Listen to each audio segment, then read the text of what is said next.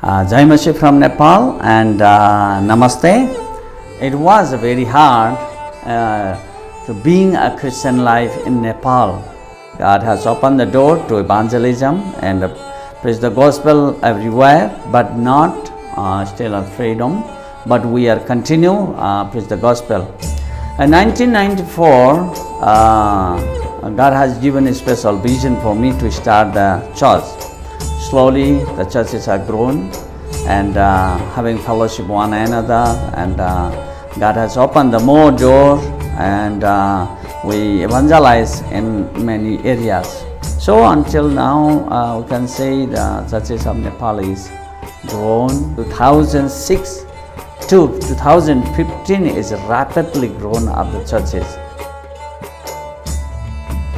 Spiritual people in Nepal, they believe mostly because they wanted to have a freedom from demon forces, and also spiritual welfare, and because in Nepal, in this part of the world, the spiritualism is key here in Nepal. Even though most of them, they don't know how to read the Bible, but their faith is so strong, then it is so awesome.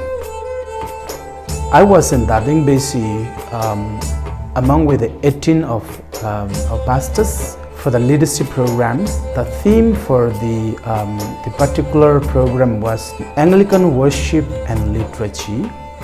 Since Anglican Church in Nepal is one of the leading churches in Nepal, and that also demands a lot of leadership. Leadership in the sense like understanding leadership in Anglican point. And also being an Anglican, we should know how we worship, how Anglican Church take a worship seriously, or what is a liturgy about.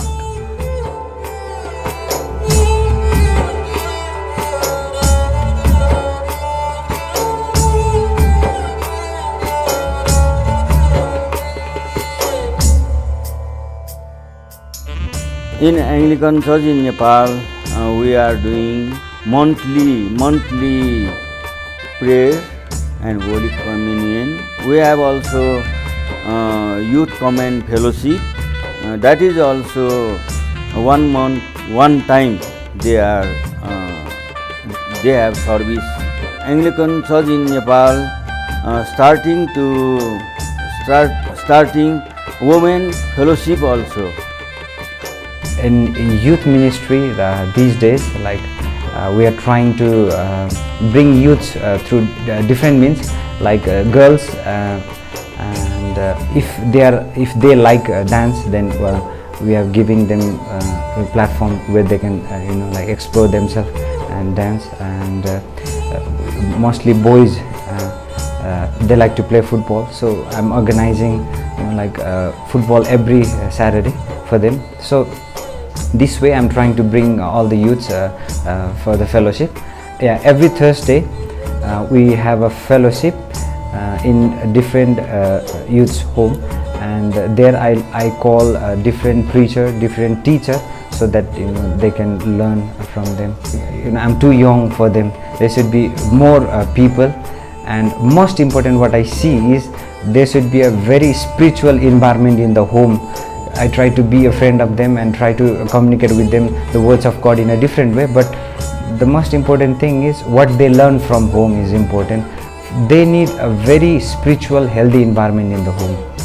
So this Anglican Training Center particularly focus on the leadership development. Since Anglican Church in Nepal is growing so fast, we have 82 churches. And that also really demand us to think through the development of leadership. So growing is praise the Lord, because it's wonderful. But again, in order to deserve the quantity, the leadership quality is most important to sustain the Anglican Church in Nepal as we are moving ahead for the kingdom advance. And we need to pray for these, our members, the people who are coming up in Jesus Christ. They come to by faith, not by their education or ability, but they come to by faith. So therefore we need to pray for them, for their spiritual life and their daily life, their needs. And also we Anglican Training Center, we work with the theological students. We have a different retreats with them, but to identify their calling and identify their vision, so that we Anglican Training Center can help them to polish the vision, because they are future pillar of Anglican Church in Nepal. To develop leadership not only in the short term but in academic, so that there will be people who are trained well with the sound doctrine, with academic degree. So this is what we are praying for it.